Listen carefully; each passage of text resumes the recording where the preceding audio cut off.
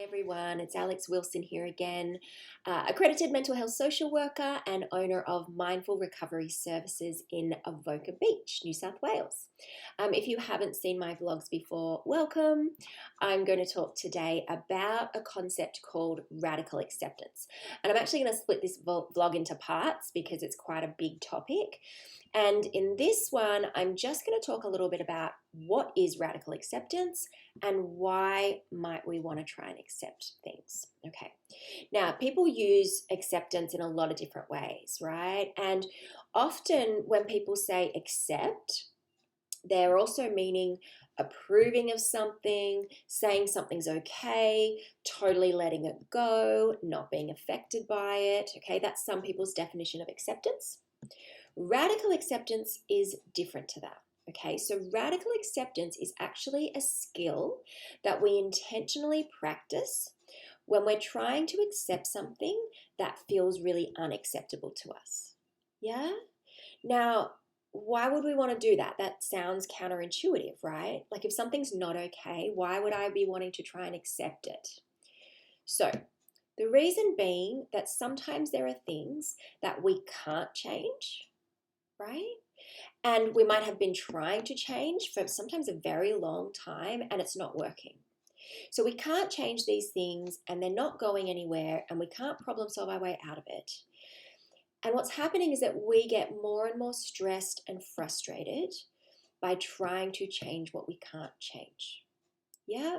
When we get into the whole mental space of this isn't right and this isn't fair and it shouldn't be this way. And all of that might be totally valid for your situation, right? It might not be fair. It might not be okay. It might, be causing you a lot of upset. But if you can't do anything to change that, then doing this continual cycle of fighting against it can become very, very stressful. Now, I'm not talking here about something, as serious as like somebody seriously abusing you or something like that. I mean, there are some non-negotiables. There are some certain things you should not accept, like violence in a relationship or, serious emotional abuse or things like that. But there's a whole range of things that we all have in our lives that we're maybe not okay with, but we can't really change. Yeah? So, and yet we keep fighting against it, causing more and more stress for ourselves. One of the things that comes to mind is body image, right? So a lot of people I work with struggle with body image. They don't like their bodies. They don't want to accept their bodies, and they spend a lot of energy trying to change their bodies. And that's fine, if you want to do that, and you can do that. But for a lot of people, they try a lot of different things that cause them a lot of stress and nothing actually changes. And so what we might say there is, well, you know what, maybe it might be better to think about how could I radically accept my body? So that would be accepting my body even though I'm not super happy about it, right? This might create some mental space for us. So radical acceptance is not approving of something. It's not saying that we're happy about it. We're not saying that it's fair.